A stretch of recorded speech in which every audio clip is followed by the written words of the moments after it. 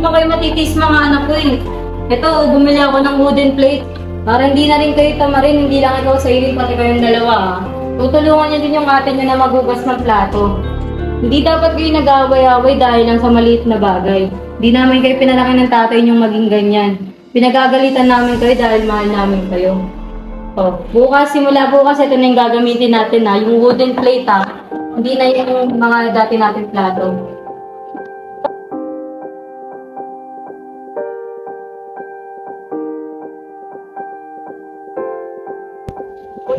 Magandang araw sa ating lahat. Ako si Janela Santos at ako ang inyong magiging gabay sa ating paglalakbay sa sining at kultura ngayong araw.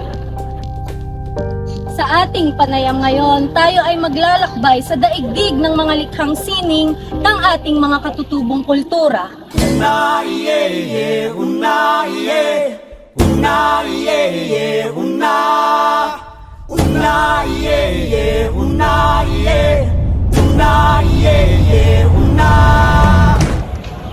Makakasama natin ngayon ang dalawang individual na nagbibigay buhay sa kanilang kultura at tradisyon sa pamamagitan ng mga likha. Ang mag-ina na hindi lamang pinapahalagahan ang kanilang pinagmulan, ngunit pati na rin ang kanilang mga kwento at pinagmulan ng lahi.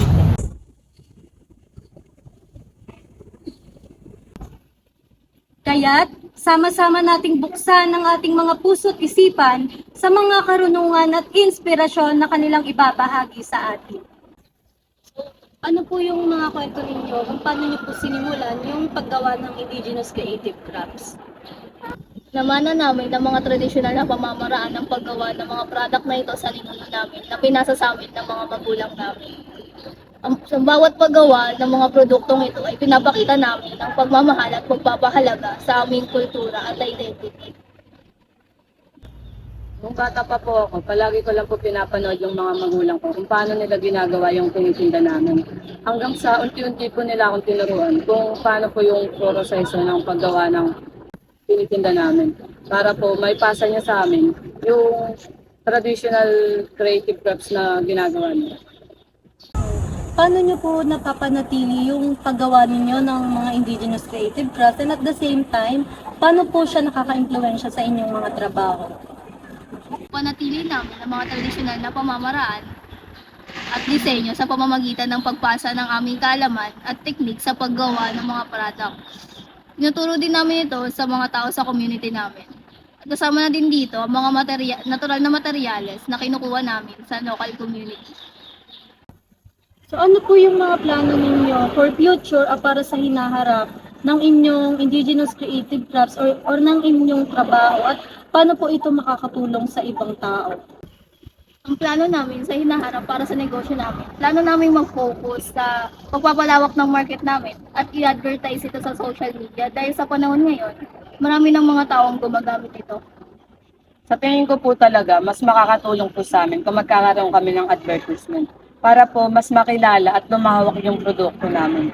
Hindi lamang dito sa bansa natin, kundi pati na rin sa buong mundo. Maraming salamat po at mabuhay ang ating sining at kultura ng ating mga katutubo. Minsa'y natuwa ang may likha, 7,000 pulo ang ginawa. Mga hiyas na inilatag sa malasot lang dagat. At ang bayan niyang pinili, nasa dulo ng bahaghari. Kaya't 1,000 kulay ng aking kumakaway. Piliin mo rin ang Pilipinas, kapulo ang kwintas ng pelas. Piliin mo yung Oh, nakikita nyo ba to? Gawa to ng mga katutubo nating Pilipino. Tangkilikin natin tong sariling produkto. Subok na matibay dahil disenyo ito ng mga ninuno. yakapin mo, kayamanan niyang Saka ka naman paulit-ulit bumili ng mga plato? Dahil nababasagan ka? Ngayon, anay na ang problema mo. Ah, Nay! Sobrang tibay naman na ito. Ito ay wooden plates. Gawa ito sa Nara.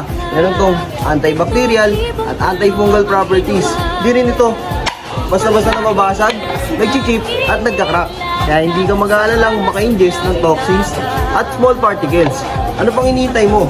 Magpalit ka na ng wooden plates.